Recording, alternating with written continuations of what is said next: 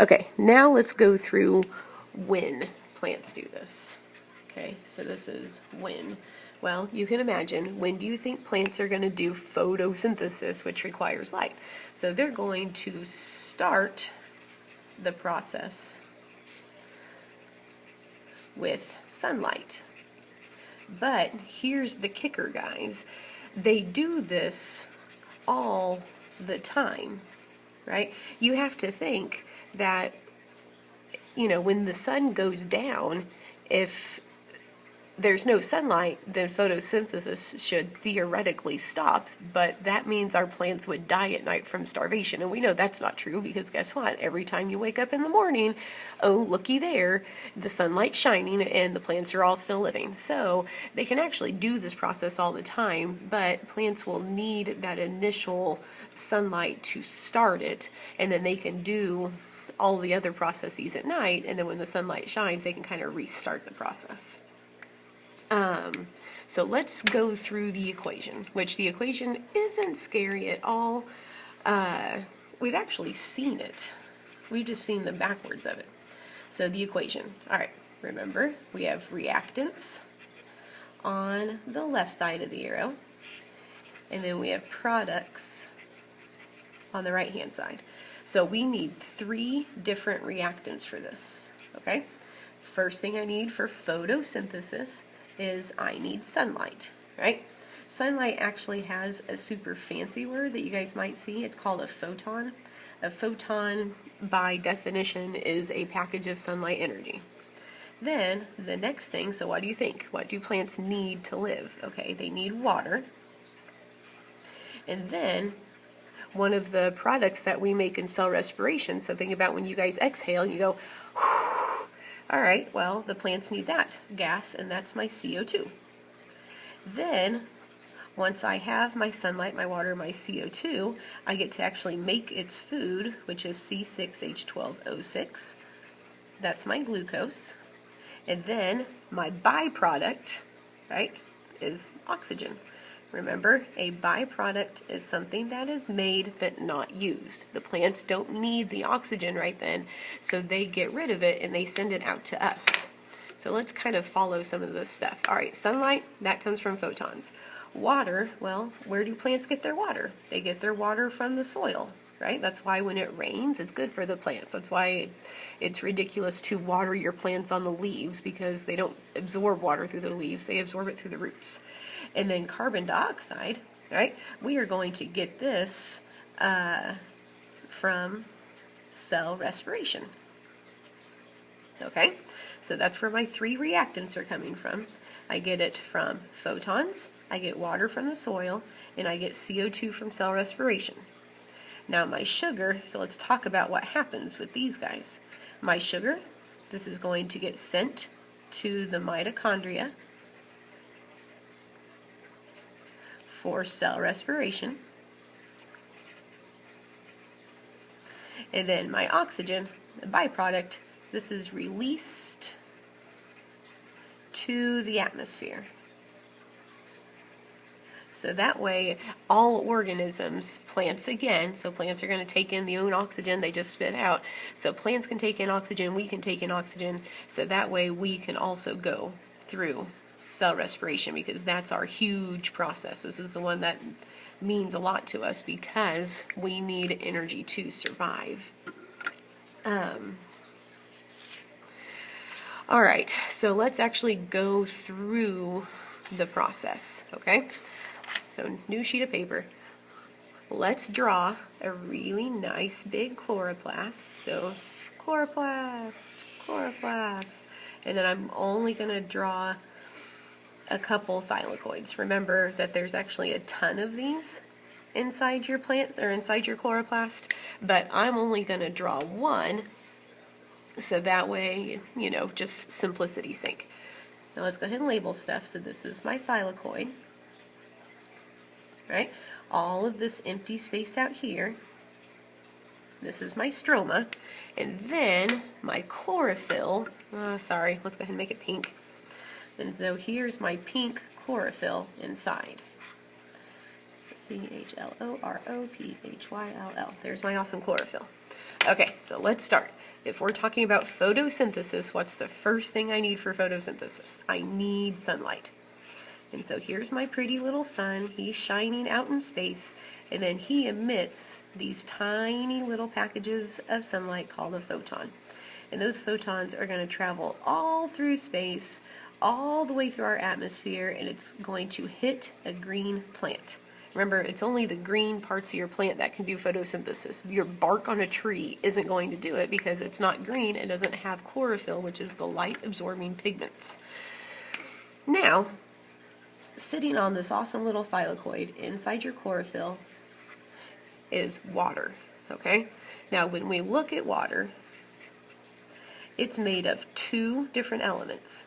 I'm made of hydrogens, and I'm going to be made of oxygens. So what's going to happen, it's actually a pretty cool trick, something that we obviously can't do, is that when the sunlight comes in and he hits that water, he's going to break it apart into two pieces, okay? These hydrogens right here, they're going to get broken apart, and they're going to come and sit inside the stroma. And then my other part, okay, this oxygen right here, this oxygen, when he gets hit, he comes way out this way, and now he's released to the atmosphere as a byproduct. So every time you guys breathe in for the rest of your lives, you're breathing apart water that got broken up by a cute little piece of sunlight, which is pretty precious actually.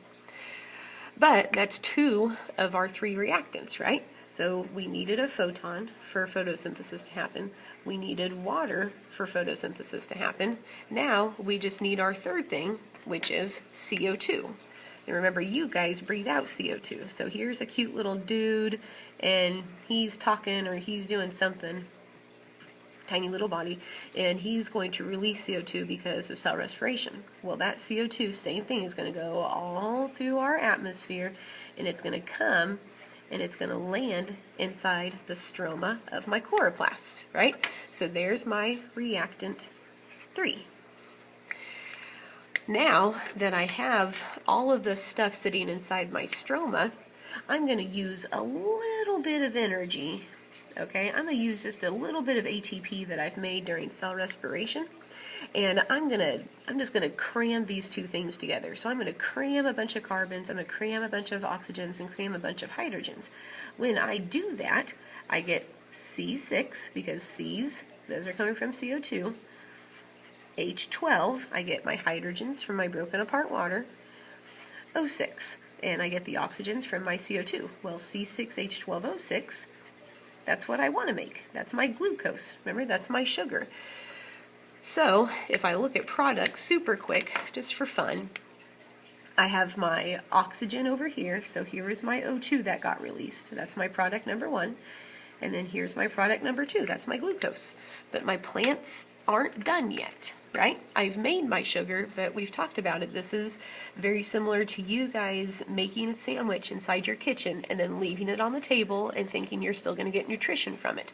Once you make your sugar, you have to do something with it. So these plants, once they make it, they're going to send it to this really familiar looking guy, which is the mitochondria. Mitochondria, okay? So that glucose that I just made, right, this guy right here, he's going to get shuttled over inside here. And then I'm going to combine that glucose plus oxygen. I'm going to do a bunch of chemical reactions. I'm going to make my CO2, which is a byproduct. I'm going to make water, which is a byproduct. And then I'm going to make that 36, 38 ATP, which is our end goal, right? And this whole process right here, this was cell respiration. Well, really, if we wanted to be technical, this was aerobic cell respiration because it needed that oxygen. But this is why plants go through photosynthesis. So that way they can take these three reactants, my sunlight, my water, my CO2, break them apart and then add them back together to make sugar. Then they can take that sugar, send it to the mitochondria, so that way they can do cell respiration. It's the same thing here. So if I have this guy, if I have this guy and he's going to eat, I don't know, let's just make it an ice cream cone. So here's an ice cream cone. Then he can do the same process. He'll take that sugar, he'll take that oxygen, he'll make CO2 and H2O. Remember, these are byproducts. And then he can make the 36 ATP just like plants do. The only difference is how we get our food. Plants have to make their food to go through cell respiration. We just have to find food to go through cell respiration. And there's one more picture that I want you guys to see, okay? Because you'll see it on your test, you'll see it probably on state tests. So here's my chloroplast. And then here is my mitochondria, right? So we have our two mitochondria. And really all this picture is showing is that the chloroplasts, right, what they make is glucose and oxygen. And that's what the mitochondria takes in.